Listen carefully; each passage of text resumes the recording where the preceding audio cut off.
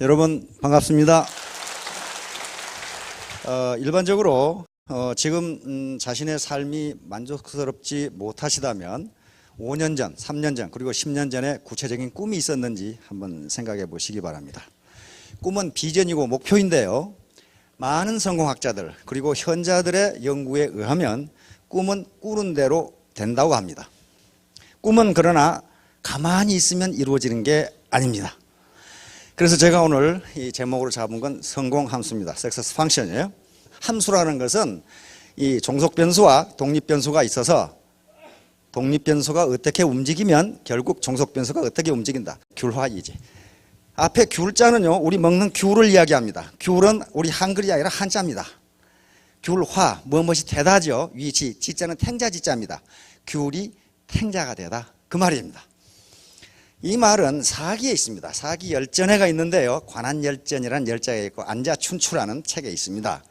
무슨 얘기냐면은 춘추 전국시대, 춘추시대 말인데요. 제나라라는 나라에 지금 산동반도입니다. 중국에. 제나라라는 나라에 안영이라는 재상이 있었는데 명재상 중에 한 사람입니다. 이 양반이 그 밑에 있는 지금 양자강 남쪽 저쪽에 있는 초나라의 사신으로 가게 되어 있습니다. 초나라의 사신으로 갔는데 초나라 왕이 근데 초나라가 커져가지고 제나라에서 안영이라는 재상이 온다 그러니까 옳다 이 자식 골탕을 좀 먹여야 되겠다. 골탕을 먹여가지고 좀 망신을 좀 줘야 되겠다. 그래가지고 신하들하고 이 안영이라는 놈이 말을 잘한다고 하는데 이놈을 어떻게 골탕을 먹일지 이놈을 어떻게 망신을 줄지 계책을 수립했어요. 근데 이 안영이라는 인물이 키가 매우 적고 못생겼어요. 그래서 안영이라는 재상이 초나라에 도착을 하자 초나라 왕이 망신을 줬습니다. 아니 제나라에는 인물이 그렇게 없습니까? 어떻게 일국의 사신이 이렇게 쬐끄만 놈이 옵니까? 이렇게 물었단 말이에요. 그러니까 안영이 뭐라고 대답을 했냐면은 우리 제나라에서는 크고 위대한 나라에는 큰 사람을 보내고 작고 보잘것없는 나라에는 작은 사람을 보냅니다. 그런데 제 나라에서 제가 제일 작습니다. 그래서 제가 초나라의 사신으로 왔습니다. 이렇게 했단 말이에요. 그러니까 괜히 망신을 주려다가 초나라 왕이 망신을 당한 거예요. 초나라 왕은 우라가 치밀었는데 거기서 왕이 화를 내면 덕이 없다 할 거고 그래서 근사하게 웃으면서 알맞게 웃으면서 다시 제2차 망신을 주려고 합니다. 신하들하고 짠 대로 안영이라는 재상이니까 또 사신이니까 사신을 맞이해서 리셉션을 하는데 이제 어느 정도 리셉션 분위기가 익어가자 초나라 군사 2명이 한 사나이를 포박을 해가지고 끌고 들어왔어요. 그래서 초나라 왕이 묻습니다. 그 사나이는 뭔가? 그러니까 병사가 대답하기를 제 나라 사람인데 도둑질을 하다가 잡혔습니다. 이렇게 한 거예요. 각본대로 한 거죠. 그러자 초나라 왕이 안영을 보고 원래 제 나라 사람은 도둑질을 잘합니까? 이렇게 물었단 말이에요. 그러니까 망신을 주려고. 그러니까 안영이 일어나면서 하는 대답이 귤나무를 회남에 심으면 이게 중국에는 3대 강이 있습니다. 이게 황하강이고요. 이렇게 하는 거 있죠. 이게 양자강입니다. 제일 큰 강이 양자강입니다. 강이라고 이름이 붙은 건 요 양자강입니다. 요 황하는 하입니다. 요 회수 또는 회하라고 하는데 요게 세 번째 강인데 회하고 이렇게 연결됩니다. 그래서 중국의 기후가요. 남쪽은 굉장히 따뜻하고 기름지고 해서 농사도 잘 되고 살기 좋은 지방이고 요 산맥이 굉장히 높습니다. 백두산이 2750m인가 그랬죠. 근데 이게 3760m니까 백두산보다 1000m가 높은 산이에요, 이게. 그러니까 어떻게 되냐면 요 북쪽은 춥고 건조하고 농사도 잘 안 되고 그래요. 그러니까 안영이 뭐라고 대답했냐면 귤나무를 이 남쪽, 이 해남입니다. 해수 남쪽이죠. 해남에 심으면 귤이 되는데 똑같은 귤이라도 해북에 심으면 탱자가 됩니다. 그렇게 되는 이유는 나무는 똑같지만은 풍토와 물이 다르기 때문입니다. 마찬가지로 제 나라 사람이 제 나라에서 나와서 제 나라에 크면 도둑질을 안 하는데 그 사람이 초나라에 오면 도둑질을 한다는 것은 초나라 풍토가 그만하기 때문입니다. 이렇게 떡 대답을 했단 말이에요. 그러니까 안영을 망신살을 주려다가 초나라 왕이 망신을 당한 거예요. 초나라 풍토가 전부 도둑놈이다. 그 말이에요 지금 이제. 그러나 초나라 왕은 또 왕입니다. 껄껄 웃으면서 하하, 내가 현자를 욕보이려다가 내가 욕을 보는구려. 그러고 이제 마찬가지로 여러분들도 우리 인간은요 전부 귤로 태어나는데 그놈의 환경 때문에 탱자처럼 사는 분들이 많다 그런 말이에요 지금. 탱자처럼 산다. 해수 아주 좋은 환경 거기서 크면은 귤이 되는데 환경이 척박하다 보니까 탱자처럼 살게 되었다. 또 귤처럼 살다가도 탱자가 되는 분들이 많아요. 이상한 무슨 그 재수가 없다든가 운이 없어가지고 또는 친구가 돈 떼먹고 도망간다든가 뭐 이런 일 때문에. 그런데 귤이건 탱자건 본래는 귤입니다. 인간의 존엄성은요, 인간의 가치는 어떤 것으로도 훼손할 수가 없어요. 모두 우리는 귤로 태어났는데 어떻게 살다 보니까 남편 잘못 만나고 마누라 잘못 만나고 누구 잘못 만나고 친구 잘못 만나고 뭐 어쩌고 저쩌고 이쩌고 해가지고 탱자가 돼버렸어요. 그럼 귤로 돌아갈 수가 있죠. 회복에 심어있는 귤을 다시 회남에 심으면 귤이 된다 그 말이에요. 탱자지만은 귤이 돼요. 그 풍토가 맞으면 귤이 된단 말이에요. 그런데 가만히 있으면 되는가? 그건 아니에요. 절대로 이 세상에 공짜는 없습니다. 자연법칙에 작용 반작용 법칙이라는 게 있어요. 작용 반작용. 다시 말하면 내가 주먹으로 바위를 쳤어요. 주먹이 아파요 안 아파요? 그거 왜 아파요? 내가 주먹으로 바위를 쳤으면 바위가 아파야지 왜 내가 아프냐고. 그렇잖아요. 내가 쳤단 말이에요. 내가 바위를 쳤는데 그럼 바위가 아프다고 했는데 내가 왜 아프냐 이 말이에요. 그것은 작용 반작용 때문에 그렇습니다. 내가 바위로 주먹을 치면 똑같은 힘으로 바위가 나를 치는 겁니다. 그걸 작용 반작용이라고 그래요. 제가 여기서 걸어가잖아요. 이거 뭐 때문에 걸어가는 거예요? 이거? 내가 걸어가니까 걸어간다. 그건 동의어 반복이 돼가지고 설명이 되질 않습니다. 과학적으로 설명을 해봐야 돼요. 어떻게 내가 앞으로 걸어가는가? 걸어가니까 걸어가지. 그럼 왜 무리해서는 못 걸어가요? 그러잖아요. 작용 반작용 때문에 그렇습니다. 여기서 내가 앞으로 간다는 것은 이 발로 이 바닥을 미는 거예요. 바닥을 밀면 바닥이 같은 힘으로 나를 밀어줘요. 이 작용 반작용이에요. 그러니까 작용 반작용 자기가 노력한 것만큼 얻는다요.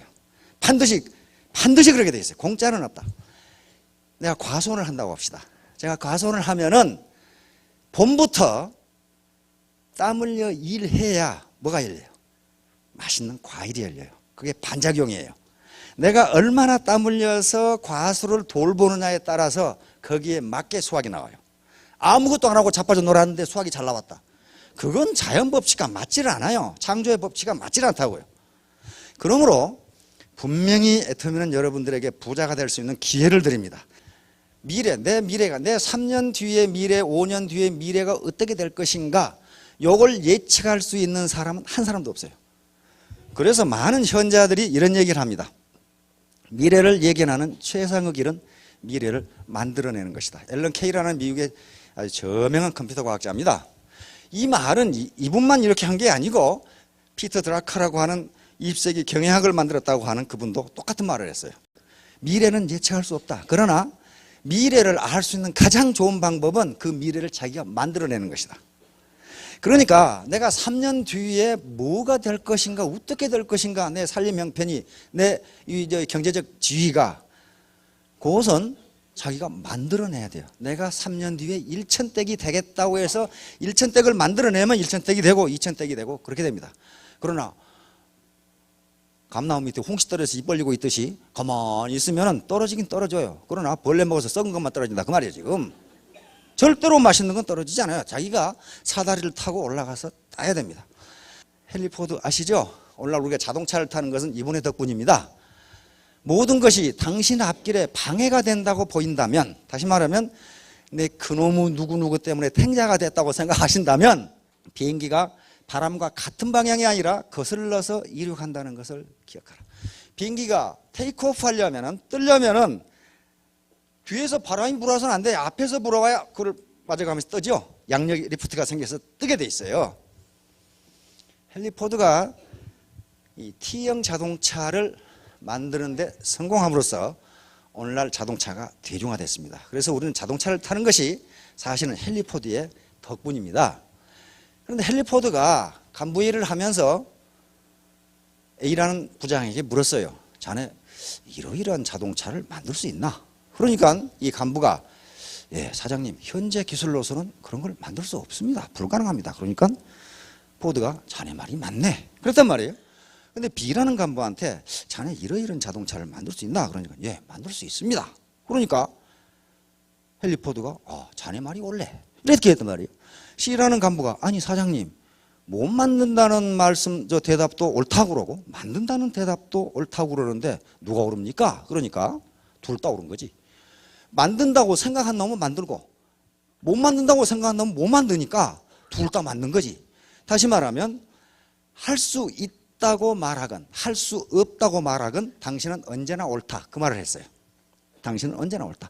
할 수 없다고 말하는 놈은 못하고 할 수 있다고 말하는 놈은 할 수 있다 그 말이에요. 그러니까 둘 다 옳다. 자, 그러니까 미래는 자기가 만드는 것이지 누가 주어지는 게 아닙니다. 우선 많이 본 분 같죠? 예, 메가더 원수입니다. 세월은 피부를 주름지게 하지만 열정이 없는 것은 영혼을 주름지게 한다. 이 말씀은 사실은 메가더 원수가 한 말이 아닙니다. 사무엘 울만이라고 하는 시인이자 사회사학가이자 교육자가 그 청춘이라는 시에서 한 얘기입니다. 그런데 이 시를 메가더 원수가 일본 점령군 총사령관으로 있을 때 최고 사령관으로 있을 때 벽에다가 붙여놓고 항상 연설 때 이 시를 인용을 했어요. 그래서 마치 메가더 원수의 말처럼 인용이 되는 이 말입니다. 다시 말하면 자기가 청춘이라고 생각하면 청춘이고 늙었다고 생각하면 늙었다. 그런 얘기예요 지금. 자, 그러면 그 시를 한번 보도록 하겠습니다. 청춘이란 인생의 한 시기가 아니다. 청춘이란 마음의 상태이다. 청춘은 장밋빛 볼의 붉은 입술, 부드러운 무릎에 있지 않고 강한 의지와 풍부한 상상력, 뜨거운 열정에 있다. 청춘은 인생의 깊은 샘에서 쉼없이 솟구치는 신선함이다. 청춘이란 두려움을 물리치는 용기, 안일한 삶을 거부하는 모험심이다. 이런 마음을 가진 60세는 20세보다 청춘이다. 사람은 단순히 나이를 먹는다고 해서 늙지 않는다. 이상을 잃어버릴 때 비로소 늙는 것이다. 세월은 피부 주름을 늘게 하지만 열정을 포기하면 우리의 영혼을 주름지게 한다. 걱정, 공포, 자신감 상실은 우리의 길을 꺾어버리고 우리의 영혼을 흙 속에 처박아 버린다. 60세이든 16세이든 모든 사람의 마음속에는 경의에 끌리는 마음, 어린아이와 같은 미지에 대한 끝없는 열망, 인생살이의 즐거움이 있다. 당신의 가슴과 내 가슴의 중앙에는 무성국이 존재하여 다른 사람들과 조물주로부터 아름다움, 희망, 환희, 용기 그리고 힘의 메시지를 받는데 그런 것들을 받는 한 당신은 청춘이다. 활기가 떨어지고 당신의 영혼이 냉소의 눈과 항상 냉소, 부정적인 눈이죠. 비관의 얼음으로 덮일 때 비록 20세일지라도 당신은 늙었다. 그러나 활기가 솟구치고 낙간의 파도를 타게 되면 당신은 80세일지라도 영원히 청춘으로 남으리라. 청춘이십니까? 네, 청춘이시죠.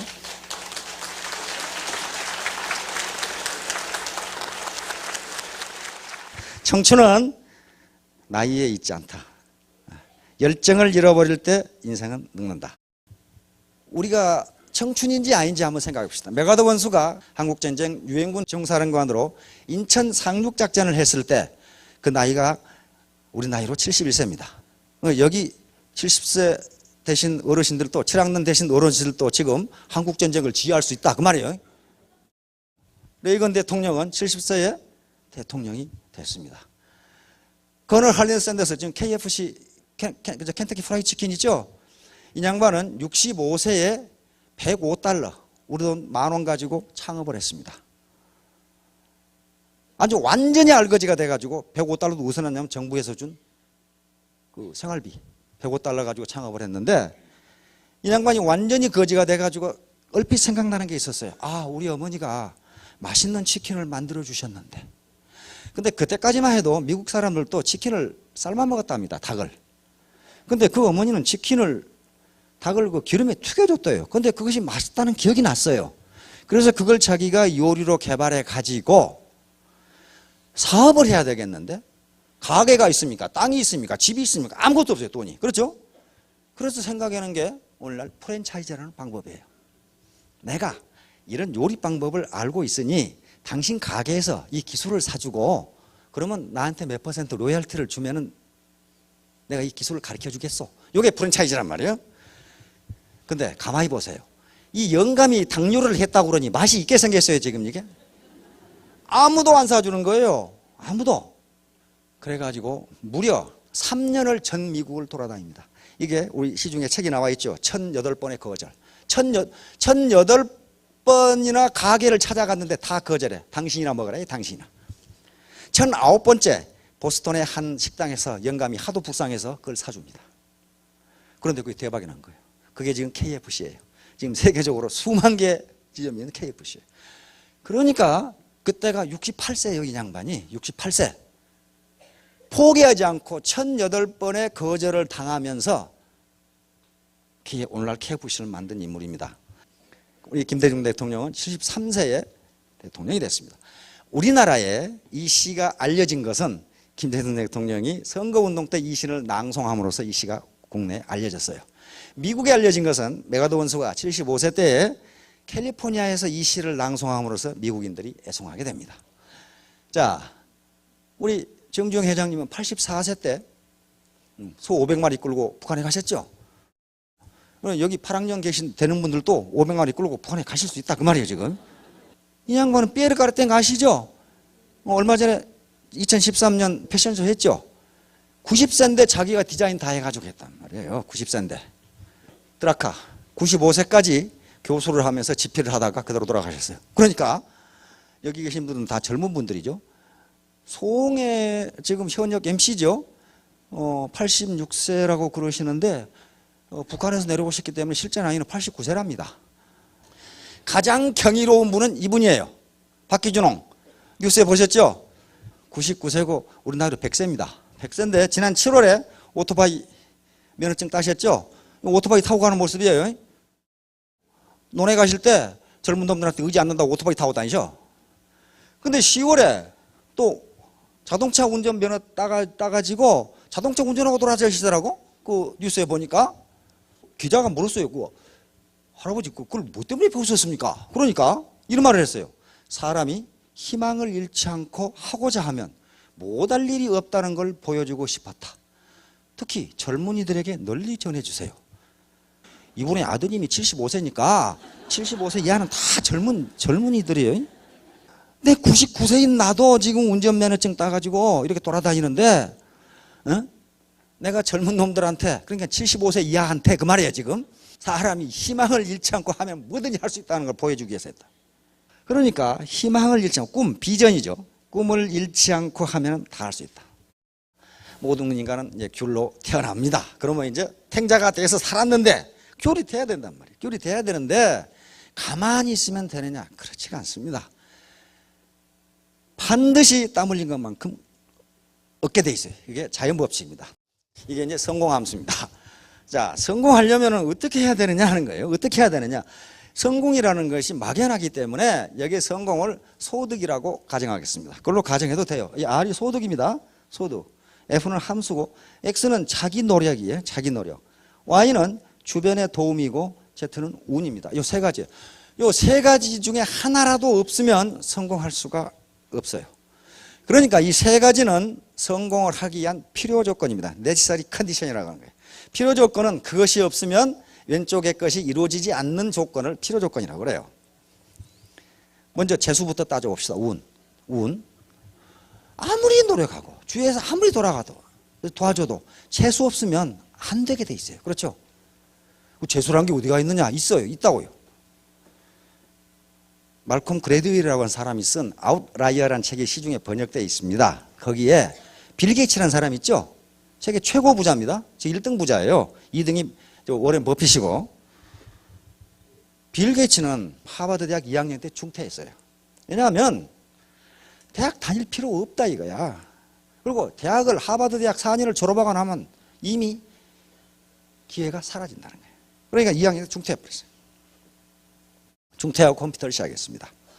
그래서 지금 마이크로소프트라고 하는 세계적인 기업을 만들어냈어요. 그래서 그 재산만 하더라도 매년 불어나는데 우리 돈 한 50조 이상 됩니다. 60조 정도 돼요. 그런데 빌 게이츠가 분명히 머리가 좋고 똑똑한 것은 틀림없지만은 말콤 그레드웰은 빌 게이츠는 운이 좋았다고 이야기합니다. 운이 좋았어요. 빌 게이츠 부모가 무지 부자였어요. 그래서 공립학교를 보내지 않고 사립학교를 보냈고 그놈의 사립학교에 하필이면 컴퓨터가 있었어요. 그 당시 1950년 60년대는 컴퓨터가 그렇게 있는 게 아닙니다. 진공관 컴퓨터 그거 거의 없어요. 그런데 그 컴퓨터가 있었어요. 그리고 그 부모가 계속적으로 돈을 대주세요. 컴퓨터를 할 수 있도록. 그리고 거기에 시애틀에 지금 저 마이크로소프트가 있죠. 거기에 워싱턴 대학이라고 하는 대학에 컴퓨터가 있었어요. 그게 만약에 부모가 아무리 부자여서 공립학교를 보냈더라도 거기에 컴퓨터가 없었으면 빌 게이츠는 컴퓨터가 무엇인지도 몰랐을 거라. 그리고 그 고등학교 컴퓨터 클럽이 컴퓨터가 있으면 뭐가 있겠어요? 그게 소규모 컴퓨터인데 워싱턴 대학이라고 하는 대학이 가까이 있어가지고 거기에 컴퓨터가 있었어요. 그래서 빌 게이츠가 세계적인 지금 부호가 된 겁니다. 물론 머리가 좋아요. 머리가 좋지만은 아주 밤낮으로 컴퓨터만 했어요. 소위 1만 시간의 법칙이 거기에 적용됩니다. 자, 그렇듯이 반드시 자기 노력이 필요 없다는 게 아니고 자기 노력 플러스 그 시대가 맞아야 돼요. 철광한 카네기 있죠. 세계 최고 부자 중에 한 사람이었어요, 옛날에. 그런데 철광한 카네기가 지금 태어나면 철광한 카네기가 되느냐 말이에요. 뭐 그건 못 됩니다. 될 수가 없어요. 그때 하필 태어나야 돼요. 하필. 그렇듯이 우선 운이 있어야 돼요. 그런데 여기 오시는 분들은 다 운이 있으신 분들이에요. 애터미 정보를 들었잖아요. 따라서 여기 오신 분들은 상류사회, 어퍼클래스로 올라갈 수 있는 중류나 또는 상류사회로 올라갈 수 있는 사다리를 찾았기 때문에 그것은 재수가 있다, 운이 있다고 봐야 됩니다. 그러면 운이 있으면은 이 Z는 뭐가 되면 상수가 됩니다. 상수, 1이 됩니다. 1. 자, 그런데 운이라는 것은 그럼 가만히 있으면 운이 자기에게 오느냐? 그런 것은 아니라고 학자들은 이야기합니다. 그런데 그런 사례들은 무수히 많아요. 운을 잡은 경우가 굉장히 많습니다. 다시 말하면 지금 위대한 과학적 발견이나 또는 노벨상을 받은 학문적 업적이 원래 자기가 의도했던 것과는 달리 우연히 만든 것들이, 우연히 발견된 것들이 많아요. 이게 지금 카이로스라는 기회의 신인데 히랍 신화에 나옵니다. 카이로스는 기회인데 운이 어떻게 생겼는가를 지금 보여주는 거예요. 여기 보면은 앞에는 머리가 긴데 뒤에는 대머리예요. 그렇죠? 이것은 운이 자기 앞에 왔을 때 빨리 잡으라고 이렇게 돼 있답니다. 우물우물하다가 운을 놓쳤는데 잡으려고 보면 뒤에가 대머리이기 때문에 잡을 수 없다 그 말이에요. 지금 자기 앞에 왔을 때 잡아야 된단 말이에요. 그 다음에 운은 여기서 본 바와 같이 빨가벗고 있어요. 그렇죠? 이렇게 빨가벗고 있는 것은 누구든지 발견하기 쉬라고 이렇게 돼 있답니다. 그러니까 운은 누구든지 발견할 수 있다. 그러나 자기 앞에 왔을 때 잡아야 된다. 다음에 양쪽 어깨에 날개가 달려있고 여기 발에 또 날개가 달려있어요. 이것은 우물우물하다가 운을 놓친 놈이 잡으러 오면 빨리 도망가기 위해서 이렇게 생겼답니다. 그러니까 결단이 늦은 사람은 운을 잡을 수 없다. 기회를 잡을 수 없다. 그다음에 여기에 저울을 들고 있고 여기에 칼을 들고 있어요. 저울을 들고 있는 것은 당신 앞에 와 있는 운이, 당신 앞에 와 있는 기회가 저울로 빨리 달아봐서 가치가 있는 것인지 한번 재보라 그 말이에요. 그리고 칼을 들고 있는 것은 그것이 만약에 가치가 있는 기회라고 생각하면 칼같이 결단하라는 표시입니다. 이게 카이로스라는 기회의 신이에요. 제우스의 아들입니다. 자, 이와 같이 제가 지금까지 살아오면서 보면은요, 매사를 부정적으로 생각하고 의심하고 한 사람은요 대부분 가난뱅이에요. 부자들은요, 또 사회적 성취가 높은 분들은요, 자기가 이성적으로 판단해서 주체적으로 판단해서 옳다고 생각하면 금방 긍정적으로 받아들여요. 그런데 주로 가난뱅이들은 계속 의심해요. 의심하다가 평생을 마쳐요. 그러니까 그것은 운이 자기에게 왔는데 잡지를 못한다는 거예요. 우리말로 운이라는 것도 움직일 운자예요. 이게 움직일 운은 움직인다. 자기 앞에 왔을 때 잡아야 돼요. 그것은 누가 잡아줄 수 있는 게 아닙니다. 자기가 주체적으로 판단해서 가치가 있다고 생각되면 빨리 잡아야 됩니다. 자, 이제 그러면 연금성 소득을 얻는다 그렇게 얘기하는데 소득을 노동과 그 소득의 원천을 생각해서 네 가지로 구분할 수 있습니다. 구체적으로는 노동소득과 시스템 소득으로 이렇게 표시할 수가 있는데 가장 전형적인 소득이 임금소득입니다. 이것은 고용주와 고용인이 있어서 피고용자가 있어서 노동의 대가로 임금을 받는 거예요. 이것은 회사원도 마찬가지고 그다음에 공무원도 마찬가지고 군인도 다 마찬가지예요. 어디엔가 소속돼서 고용돼서 자기가 제공한 시간의 대가, 노동의 대가로 임금, 소득을 얻는 게 임금소득입니다. 이게 자본주의 시장경제에서 가장 전형적인 소득 형태입니다. 두 번째는 자영업, 자유업 이런 건데 즉 변호사, 의사, 회계사 또는 연예인 또는 스포츠 선수 또는 구멍가게, 슈퍼마켓 전부 여기에 속합니다. 여기에 속하는데 이 자영업, 자유업에서 이것은 자기가 자기를 고용하는 형태입니다. 그러나 이것도 자기가 자기를 고용하는 형태지만 이것도 역시 시간과 소득을 맞바꾸는 형태입니다. 아무리 의사라 하더라도 자기가 의사를 그만두면 소득이 나오는 게 아니에요. 자기가 시간을 투여한 것만큼 소득이 나옵니다. 요 자영업도 요 노동소득은 가장 전형적인 예가 시간과 소득을 맞바꾼다는 거예요. 그런데 시간 투입, 다시 말하면 노동 투입이 끝나면 소득도 즉각 제로가 돼요. 회사에서 퇴직했는데 회사에서 계속 봉급 준다. 그런 회사는 없어요.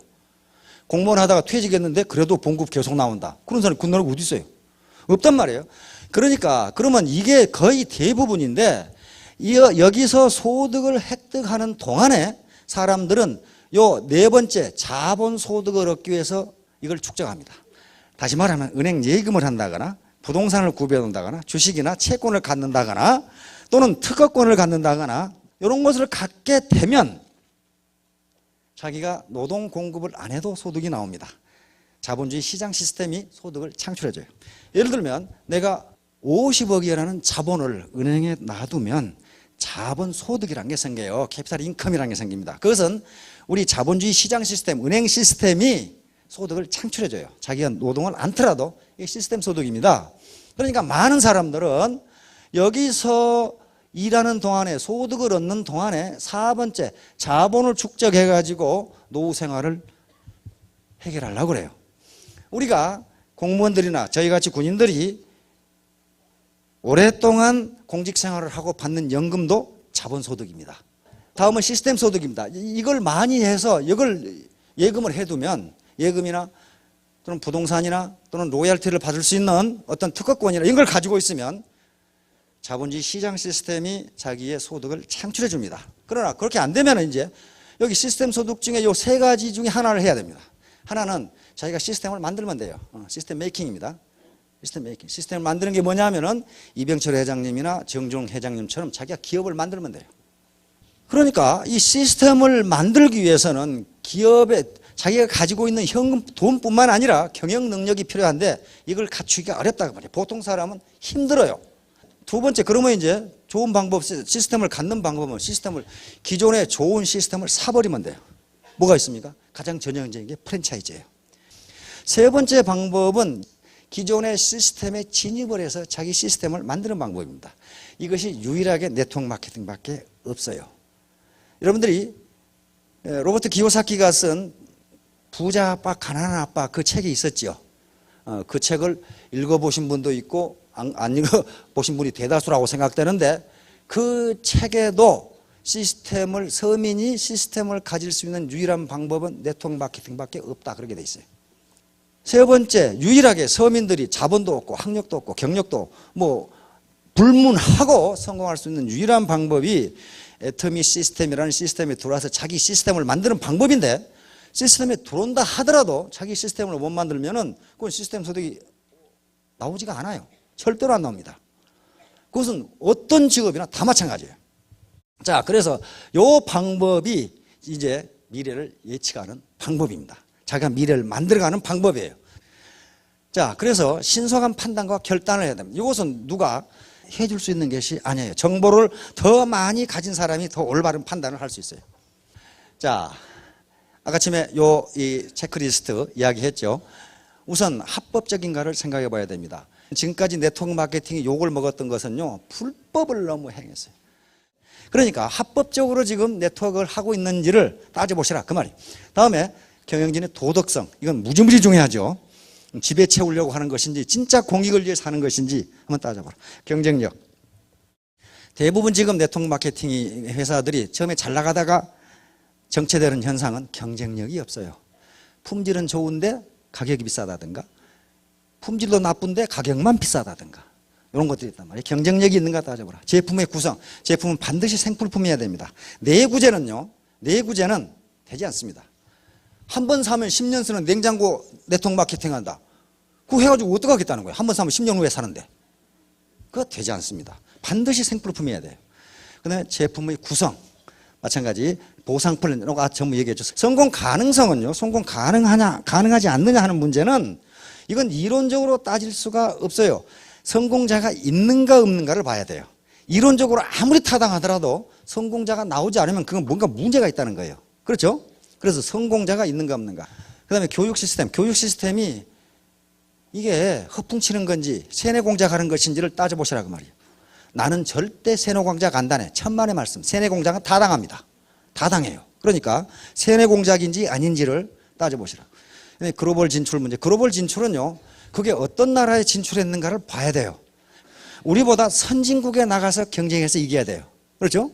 그런데 미국, 캐나다, 일본은 세계가 인정하는 선진국들입니다. 그 다음에 고객, 국가와 사회에 대한 공헌을 하는 것이, 나만 내 배만 채우면 그만이다. 그게 아니에요. 그게 아닙니다. 내가 하는 일이 정당하다면 내 고객, 내 파트너, 이 사회, 이 국가에 공헌을 해야 돼요. 일부러 공헌하고 싶어 하는 게 아니고 내 이익을 위해서 하는 행동이 다른 사람에게도 이익이 되고 국가와 사회에도 이익이 돼야 된다. 그런 말이에요. 질 좋고 값싼 상품을 고객에게 전달하고 해외에 수출해가지고 외화를 획득하고 있어요. 그렇죠? 외화를 획득하고 있어요.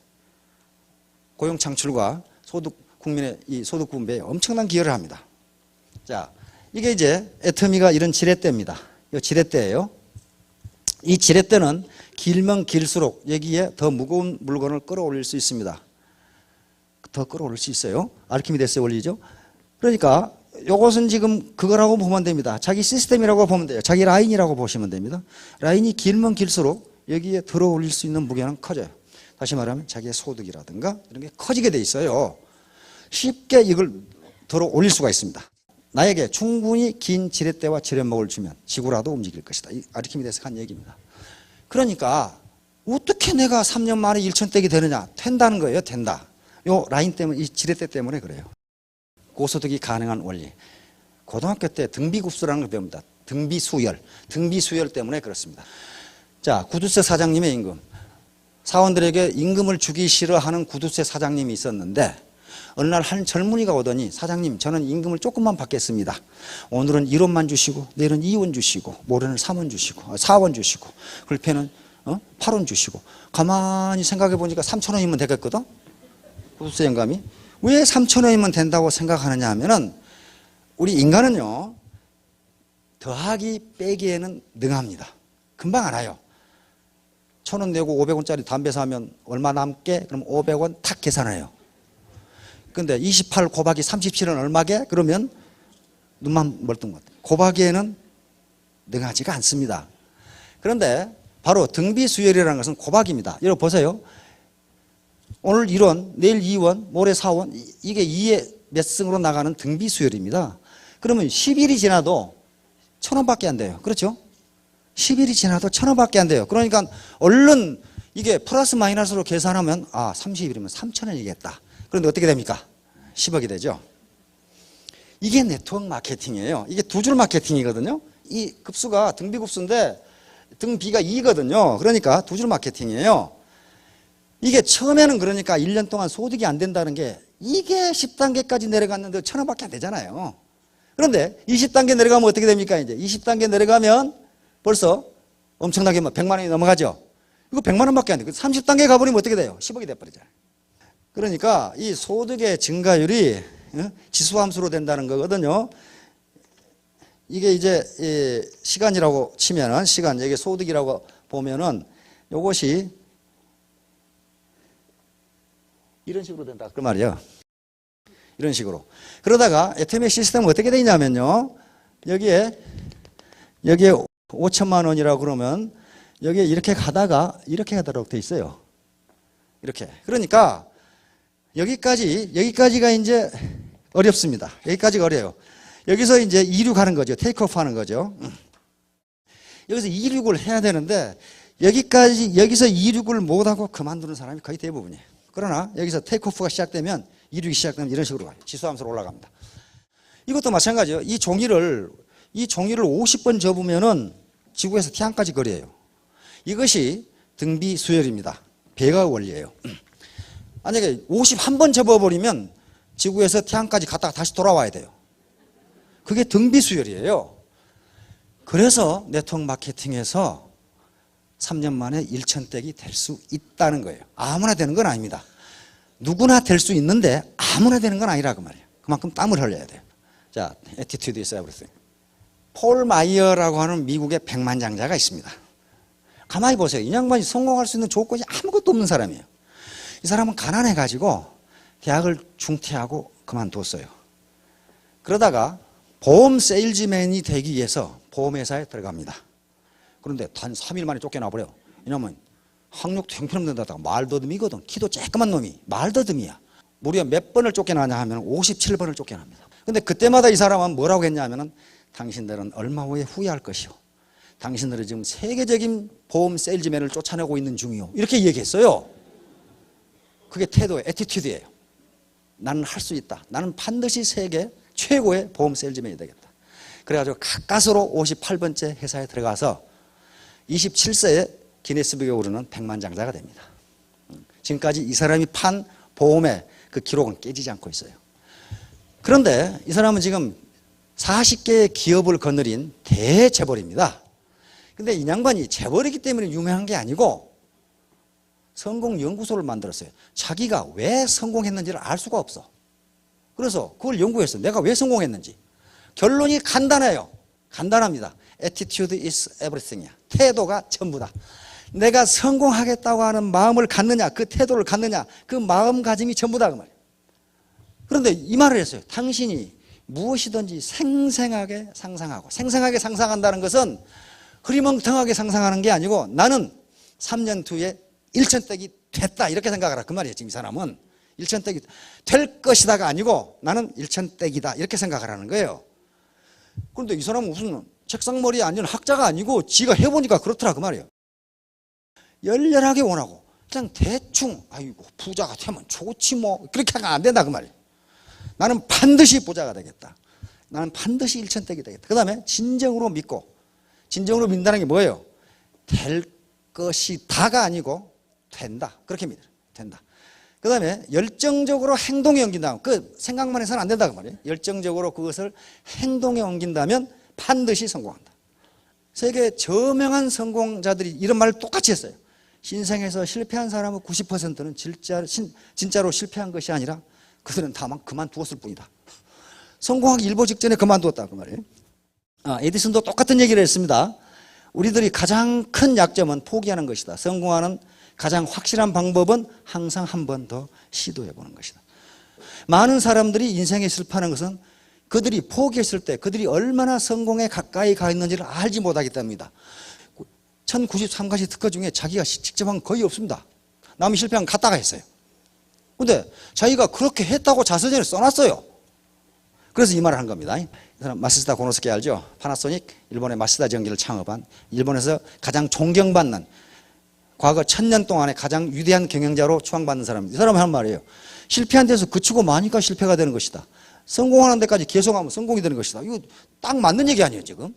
그러니까 인디안들처럼 비가 올 때까지 기우제를 지내버리면 된다 그 말이에요. 그럼 항상 성공한다. 항상 성공한다. 조앤 J.K. 롤링 아시죠? 자기 딸한테 먹일 우유값도 없었던 사람입니다. 그런데 해리포터 시리즈를 써가지고 세계적인 부호가 된 사람이죠. 이 양반 얘기예요. 자신이 진짜 누구인지 보여주는 것은 능력이 아니라 선택에 달려있다. 여러분들이 어떤 선택을 하느냐에 달려있다. 바로 실패는 삶에서 불필요한 것들을 모두 벗겨내버리기 때문에, 다시 말하면 내가 실패를 했는데 실패를 하다 보니까 내가 성공하는데 불필요한 것이 많이 있었어요. 자존심, 남의 이목 뭐 이런 걸 다 걷어내더라고 말이에요. 자, 애터미 세븐업. 이제 성공을 하셔야 되는데 행동 지침입니다. 처음에 드레스업이에요. 드레스업은 외모를 말끔하게 하라.